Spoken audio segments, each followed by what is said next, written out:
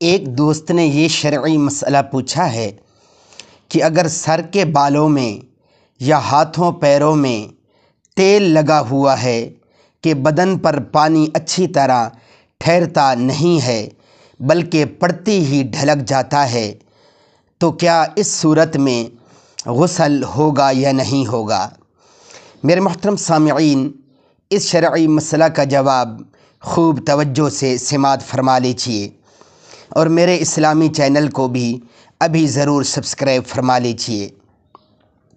اگر سر کے بالوں میں یا ہاتھوں پیروں میں تیل لگا ہوا ہے اور بدن پر پانی اچھی طرح ٹھہرتا نہیں ہے بلکہ پڑتے ہی ڈھلک جاتا ہے تو اس کا کچھ حرج نہیں ہے، غسل ہو جائے گا۔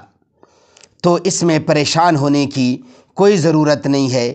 بے شک تیل جتنا مرضی لگا ہوا ہو اور بندہ غسل کرے اور پانی بدن پر نہ ٹھہرے تو پھر بھی غسل ہو جائے گا، اس میں کوئی حرج نہیں ہے۔